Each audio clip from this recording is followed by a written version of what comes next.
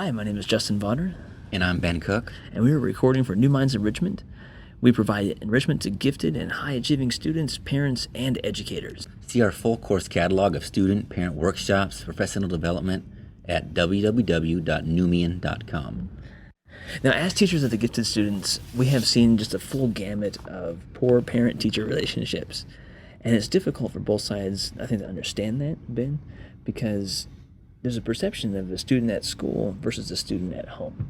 Exactly. There's a disconnect between what's perceived from either end of the student. Like the teacher, for example, they might say stellar student, one that's always turning the work in, and then that student goes home, suddenly they're bored, right? And the parents are wondering, how come my child's not challenged? Exactly.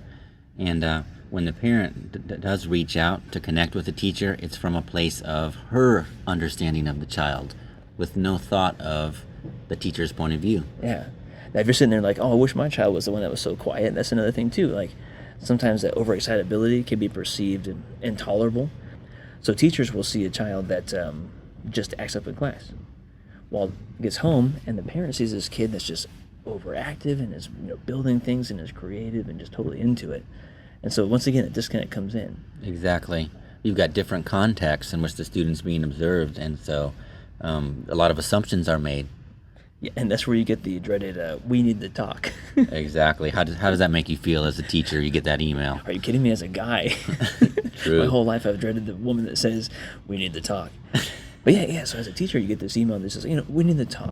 So as a teacher, you hit that fight or flight. And the adrenaline kicks in. Yes, you hit the defensive. Where's my spear? I'm going to impale you. So these false perceptions come across, and there's these conflicting behaviors, right? One thing that you see at school, one thing that you don't, you see at home. They're different. And then followed up with an attack, and it's just this recipe for just a negative disaster. Exactly. And the saddest thing is that it then begins to spiral, because once that teacher gets on the defensive, their actions are not going to be in the benefit of that relationship with the parent. And so instead of a teamwork approach to helping that child, what you have is a multi-front battle for the parent, for the student, and for the teacher. We've built this presentation with two parts to it. The first part is all about empathy, being able to build that understanding. How is a student perceived? How does a teacher perceive that student? And how can we find a connect between those two? And then based on that empathy, we have a real straightforward, clear-cut, simple approach to kicking off that connection between parent and teacher that will really reduce the level of miscommunication and misunderstanding. And, we think this is an excellent approach to a productive partnership, and that's why we're laying it out there. Okay. So let's go ahead and get started here. I love this quote, two different reasons. I'll tell you both. The first one is because, it's true. Once you get to really know somebody, like what they believe, it's impossible not to love them. Right. You become part of them. The second reason I like this quote is because Ender's actually telling his sister this. Yeah. Right before he goes off to kill all the bugger. Yeah, I was going to say. In context, there's a little irony here, right? Well, and that's the idea behind it, is that as we learn to love the student, let's avoid that battle. Yeah, Ender would actually make an excellent case study for this particular research we're about to launch into. Mm-hmm. Okay, so to begin to address the idea of, the perception of a gifted child, there are 6 profiles of the gifted. This is from research by Betts and Neihart. It initially came out in '88 and then again reissued in 2010. And even they, inside their own research, they're very clear to say that this is a model. It helps increase awareness. But it is not intended to describe any one child completely. Exactly. This is not intended as which cookie cutter mold does your child come out as. This is simply, look at it this way. Before 1988, before this research, there was just sort of this general perception, in the public at least, that gifted is gifted, right? There's a gifted kid, right? This research really opened up people's perceptions of the fact that, even within the population of gifted kids, there are so many different tendencies and what they call types that it's really to everyone's benefit to have a deeper understanding of these differences. But, as you just stated, no one child is intended to fit one particular mold. Exactly, which actually takes us into the first type. It's called successful. Right. And it's 90% of the identified students in gifted belong to this category. Right. Makes perfect sense. I mean, these are the kids that understand the system. They're high achievers. They're turning Exactly. in clean work. They're eager for approval. Right. So these are the kids that the teacher is going to see and say, look how successful this kid is. These are the kids that when they go home say, I'm so bored. Right? Exactly. Because they're not being challenged. They're doing essentially the bare minimum. They're not lazy, but they're doing just what they have to do to get by. There's no extra challenge involved with it. And because of that, they don't get those mistakes, and they don't learn from failure. Right. And build autonomy. By nature, they're pleasers and they're achievers. And so by now, unfortunately, they've learned to sort of work the system. They know going into an assignment exactly what needs to get done for them to get the grade they're expecting. And so, from the outside, everything looks hunky-dory. Their report card looks good. Their work habits look good. But like you said, underneath the surface, they're not coming across that friction that's really going to develop their character. And so one of the downsides over the long run is that later on, they don't have a lot of autonomy. When they do finally hit that bump in the road, they don't have the coping skills. Yeah, exactly. So once again, this is 90% of the kids that are identified. Right, and you can see why they're identified. I mean, if these are the achievers, they're the pleasers, these are the kids who are going to be good on standardized tests. And, whatever measures used for a gifted program always involves at least some standardized testing. So these are the kids who are going to really excel at that, and that's why we catch them. Also, from a teacher's point of view, referral window comes around. Yeah, they ask you, like, hey, who in your class is gifted? Exactly. These are the ones that pop to the front of your Exactly. screen, These are the dream students, right? So to be clear, we're going to go through 6 different types, and maybe this one applies to your child, and maybe not. Right. So after we go through these 6 different types, we're going to show you techniques for what you can do to build that productive partnership and to build that empathy. Exactly. So, okay, let's go to the second one. Type 2 is the challenging. And I chose the picture from Brave because you have this girl who is very talented. Right. She is a leader. What they call divergently gifted. So these are not gifts that would be noticed in school per se. Right. These are not traditionally academic mainstream schooling subject area gifts. Yeah. In fact, in the 2010 release of this research, they changed the name challenging to creative. Right. So that shows you how interconnected those two things are. Right. So once again, you have this nonconformist, but what they're perceived as far as what the teacher sees, is they see someone that is very negative, very undermining, very obstinate. Right. Because, well, think about it. If you went to school every day and what you're so talented in is not being cultivated, you just feel disconnected. Right. So. Disinterested, disconnected. And, because of that, there's a little bit of negativity that may build up. And so when they're responding to the teachers or interacting with peers, it can easily be perceived as sarcastic. Yeah. They might have a high sense of humor that's might come across as dark or sarcastic as well. And because of a lot of these reasons, they could become socially isolated. So that's another thing to watch for with type 2. Yeah.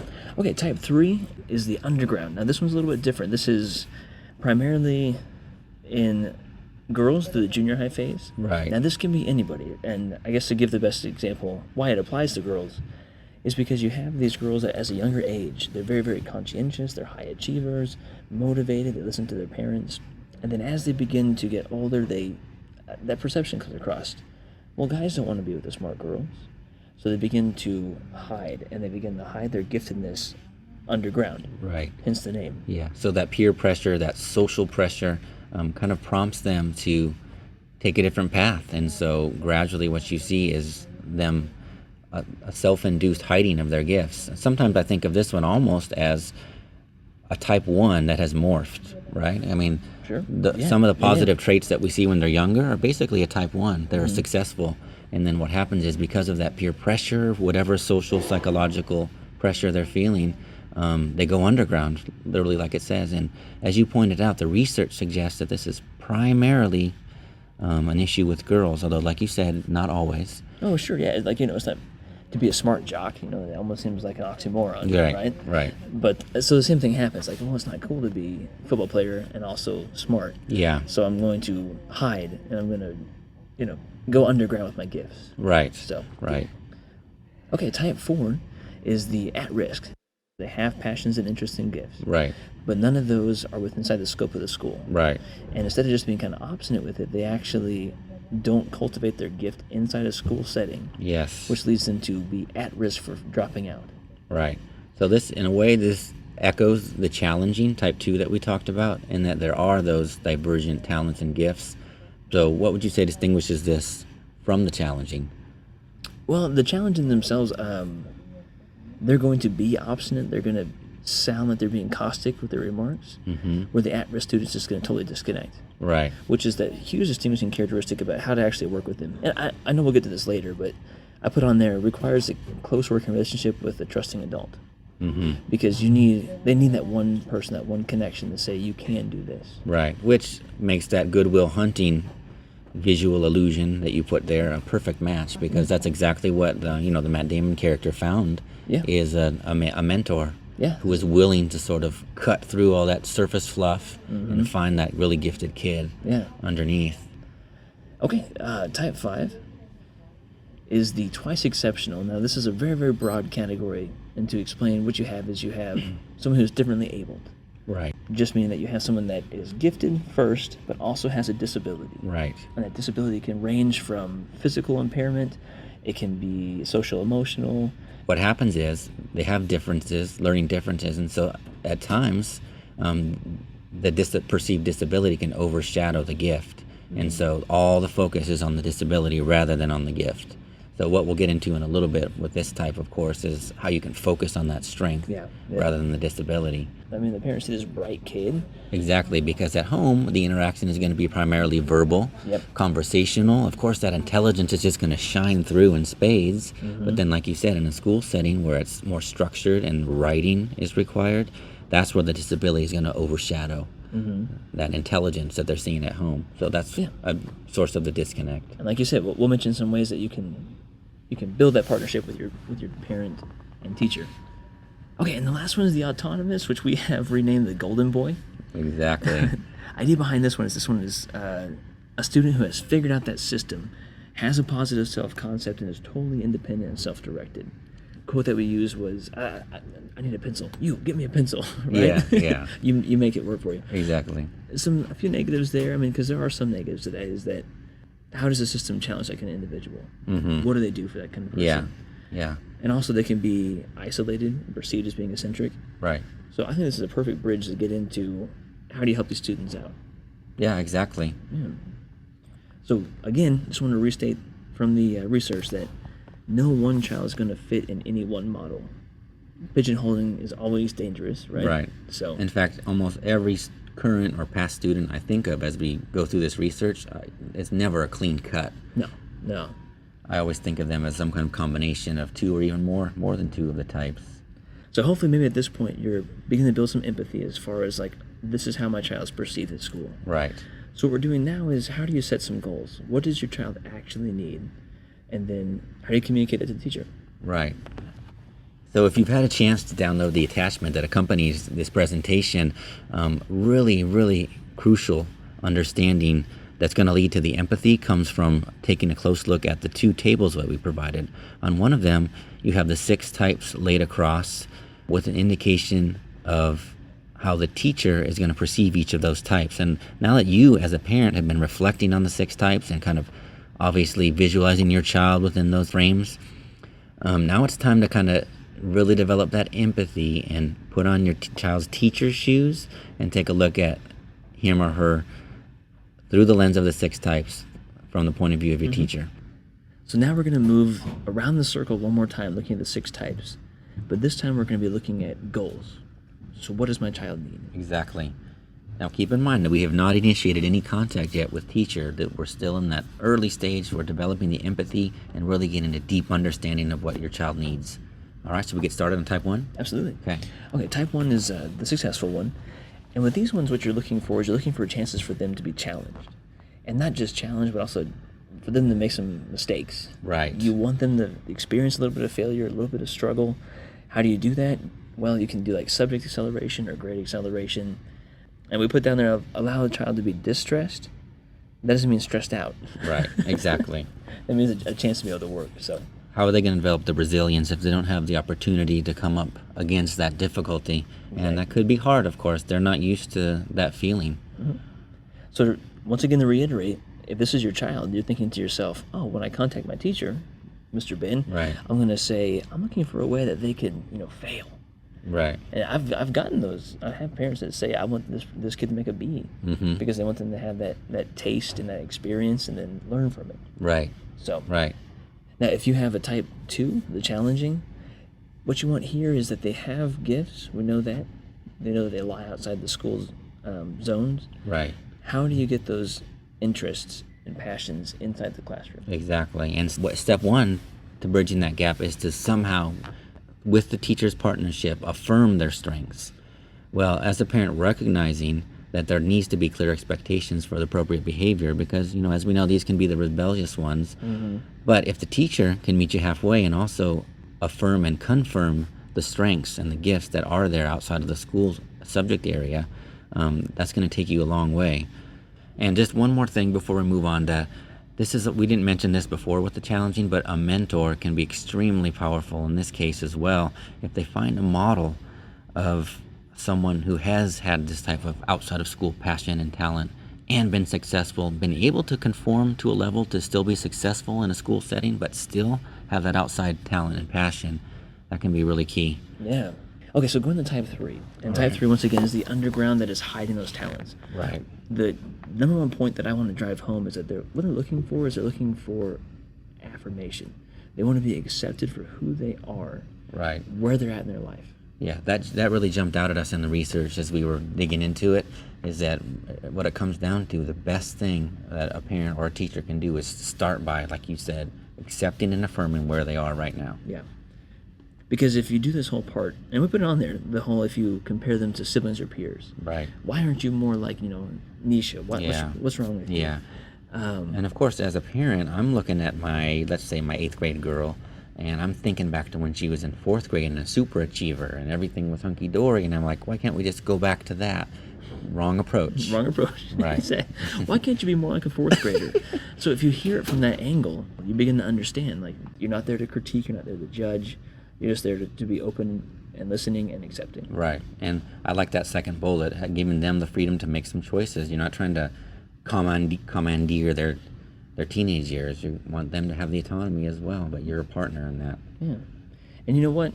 Best case scenario, they're going to find good people to hang out with, right? They're going to find a good positive support group and good role models. Exactly. So, okay, type 4 is the at-risk student. This is the one that is about to drop out. So you bring in Robin Williams? Yes, please. So once again, they want to be accepted. The open dialogue idea, I hear you. Right. I value you. So yeah, this is at risk in the complete sense because they have been completely unacknowledged up until this could be a junior in high school that is just now being kind of recognized for some kind of gift. Their gift has gone unrecognized for so long that their self-esteem may be really suffering. They may not even acknowledge their own giftedness. Yeah, and what's happening is because they haven't been challenged at all, that they have absolutely no confidence when it comes to tackling big obstacles. So these are the kids that are going to opt to sit on a couch, right? Right. And skip class because why put up with the fear of failure? Yeah. So the mentorship is key, and this may be, depending on the severity, this is maybe a case where it's going to be more than just a teacher. There may be some counseling. Yeah. Okay, so type 5 is the twice exceptional, and once again, this has many different faces. But the number one thing that you need to bring to the school when you're building this partnership is that it's not about this disability. You're going to accommodate the disability. That's what good teachers do. That's what you're required by law to do, is to accommodate these disabilities. What you want to focus on is the strength. Right. I mean, these kids, spend a huge percentage of their school day with their disability in focus. They're getting pulled for this class. They're getting this accommodation. They're getting that. Why not work with the teacher as a partner and focus on those gifts and let that be their specialness for a while? Yeah. Realistic goal setting. As a teacher, I would have students that would come to me and say, "Oh, Mr. Potter, I've got this great idea for a project. I'm going to build a movie and there's going to be explosions." Right. Right. Well, the project's due in 2 days. I'm not going to get a movie. I'm not going to get explosions. Yeah. And the kid's going to end up, jaded and upset because they weren't able to accomplish this project that they had envisioned. That's what I mean by realistic goal setting. Right. And they need help with that. I mean, whether it's a third grader or a freshman in high school, they need some support in setting those goals realistically. Yeah, I mean, you're not going to base your goals on your disability, but you're going to look realistically on what you're able to accomplish. Right. So, okay, the last type is once again the golden boy, and I love this. This is straight from the research. It says, stay out of their way. So, how does that translate into a goal? What you want to do is, are there opportunities for them to study something that they're interested in while at school? Can they meet with students that are older than them or younger than them but share the same interest and passion? Right. There are a couple of historical figures pop, and even some contemporary ones pop into mind immediately when I look at the research on this type. One is Benjamin Franklin, for example, who really only had 2 years of formal schooling, but was so autonomous, was so self-directed and motivated that he just created his own education. For my contemporary example, I was thinking of Steve Jobs, actually. Oh, there you go. And he kind of found that mentor in Wozniak, who was older, experienced, computer programmer, different personality type, but sort of opened up that pathway to Jobs to kind of pursue his passion. And so, like, when you're approaching the teacher with this type, you want to talk a little bit about orbital projects? Yeah, and that's one that I would recommend Googling and taking a look at. Just like the word implies, what you're doing is you're orbiting around the classroom. So you may go and take the test, the end of unit test, and you pass. So what you're going to be doing is, while the other students are still studying that unit, you're outside the classroom in the library doing some research. You're putting together your own little project. Right. You're orbiting the classroom. Maybe it's connected thematically. Right. But these are also called like integrated learnings or student projects. Right. And a student contract. Yeah. So this is a scenario where literally you'll have a contract between teacher, parent, and student that all three parties will sign. All the expectations will be clearly delineated, and it'll be an agreement. And I love the metaphor of the orbital project, because there's, to extend that a little bit, it's like you're still within the gravity of the focus of that classroom, right? When you're in orbit, you're still within the gravitational pull, but you're exploring it to a different depth and a different degree. You're not like floating out in space. No, you're not cut loose. Exactly. Okay, so maybe at this point you need to pause the presentation and look through those goals and begin to structure, like, what's your next step? Right. What we're going to do now is we're going to do the second half of the presentation. It's very short, very quick, very straightforward, because this whole first part was about building empathy and understanding. So once you have that, what can you actually do? Well, you can, in 5 easy steps, have a productive partnership. Exactly. We think this is a really effective approach. If I was a teacher, I would have loved for parents to have gone through this training. Yes. Because it would have come to me with clear, concise expectations. Oh, yeah. I could have met them on their playing field. Right. So the first one is, once again, establish those goals. Are they goals that are furthering your child's education? Are they creating a better picture of your child, so now that the teacher can understand who you are? And it could be your particular goals for a particular year with a teacher could be some combination of all three, or you could focus on one or two of them. The important thing is to have goals. It sounds simple, but a lot of times we feel as teachers that it's just sort of like the impulse from the parent is like, fix my child this year. And there's sort of that unloading session where all the 6 weeks, all the negativities of the past years and bad experiences are sort of laid out, and like it's your job to fix it this time around. Don't get me wrong, that type of open, honest connection and a little bit of venting even is fine, and that can really bring some honesty and some sincerity to the relationship. But for the long-term benefit of the kid, come in with some real goals. Yeah, I mean, my goal was not to tell you about last year's teacher and how terrible they were. Right. That's not going to further the education this year. Right. It'll create some understanding. Right. And maybe I'll understand why Ben doesn't like writing so much. He had a bad experience with it. Exactly. But so tell me that stuff. But if you have these goals that are concise and clear, the teacher can pick up on them, and we can move forward. So we still haven't contacted the teacher yet. Right. Because what you're doing is you're creating that empathy. Right. Thinking through, how's my child being perceived? Exactly. That's why I love the chart. I love the charts that we provided with this, because it really takes those 6 types and in a nutshell, really in a real clear nutshell, shows you how it looks from the kid's own point of view and from the teacher's. And then you're sort of that third piece of the trifecta. And so this super empathy involves all three, yourself included. I mean, your needs and your goals are integrated as well. So once you've created the empathy, now it's time to make that contact. Yeah. And- You mean we can finally send this email? I've listened to this whole presentation. But it's good though. It's good because I don't know. It's the groundwork that you set, right? Exactly. Okay, so on that contact, I'm going to be very, very clear. The best emails that I got as a teacher were ones that I wasn't being blindsided. It wasn't a guessing game. Like we mentioned earlier, we need to talk. Right. That just instantly makes me go on the defensive. Right. It doesn't matter who you are. I don't know you from Adam. But if you say, I need to talk, I get worried. Yeah. So here's what you do. You start with the positive affirmation, move into your motive for contacting, and then initiate a meeting. Right. I gave an example here just talking about my own daughter. Hey, she's in Mr. Ben's second grade class. She's really enjoyed her time with you. So Right. positive. I like how you opened with that. It's clear. It's positive. Yeah. My defenses have not kicked in. And then, yeah. On the contrary, you've done a little ego stroking, in a positive way. I feel good. I'm not afraid of what's coming next. Right? You've set the tone of the email, and really you've set the whole tone of our relationship. Well, and we get that question too, like, well, what if there's nothing good about the teacher? Yeah. And I think to be completely fair, if you can't find something good with somebody, you've got to stop and reevaluate. Sure. And that's why we did this whole part about empathy. Right. So you begin to understand, like, well, what's the walk? What are their shoes like? Exactly.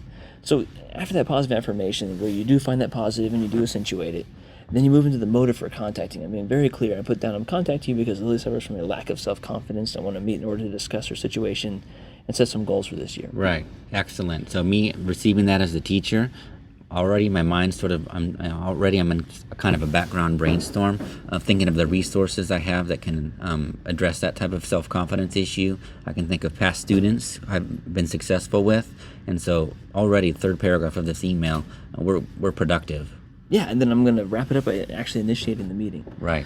It's nice to think I can put the ball in his court, as the teacher, and say, hey, so when can we meet?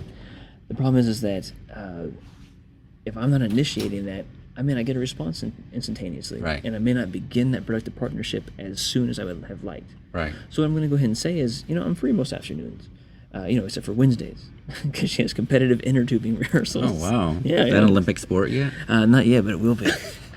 And then, of course, look forward to meeting you. Boom, done. Right. Simple, clear, positive, but with a purpose, right? Yeah. Okay, so now I've made the contact, and again, these last steps are straightforward. Is that you actually have the meeting? Right. So now we're talking. We're physically at the meeting, and because in the email we didn't communicate those goals yet, but now physically we're in a face-to-face meeting. Now the goals, after obviously some cordial conversation, the specific goals come out. After saying hello. But yeah, and I think this is kind of neat too, is ask for a timeline. A teacher knows their classroom better than anybody. Administrators are in there, but a teacher knows their students, and they know the pacing of their classroom. So if you say, I want Lily to be able to read a chapter book by the end of the year, well, Ben's going to know where her skill set is currently, what her current struggles are, and the pacing for the class. Exactly. And so when I ask for that timeline, well, how long do you think that will take? You can give me a legitimate, realistic answer. Right. And then based on that, you literally set milestones with the teacher and even a specific day for follow-up. Yeah. If he says, well, let's touch base again right before Christmas, then, December 10th, you put on your calendar, contact Mr. Cook for a quick conference. Could be a phone call. Yeah. How are we on our goals? And Mr. Cook might even have some data for you, and you can go from there. Okay, so last one is reflect. Because whether or not you hit those goals, there's something to do. It's a cycle. Your child's not going to be fixed, right? Mr. Ben's not going to be a perfect teacher. You're not going to be a perfect parent. There's always going to be something that you can work on, something to improve. But what you do is you celebrate those successes. Okay, we don't have him reading a chapter book yet, but he is really getting through these longer picture books. Right. So celebrate that, and then reevaluate those goals. Maybe it's unrealistic to do that at this time, and so you establish new goals. But definitely 100% celebrate. Right. Because you have created a productive partnership. Exactly. Yeah. And that positivity will just keep fueling. And, that's why we made this a circular process. It's a reiterative process that cycles back through. All right. And that is our presentation on productive partnerships. I'm Justin Vauder. And I'm Ben Cook. We both have graduate degrees in education and gifted education. And NuMinds is really a project of the heart that we launched because we saw that that niche and that space where we could benefit not just the kids, but the parents, fellow teachers.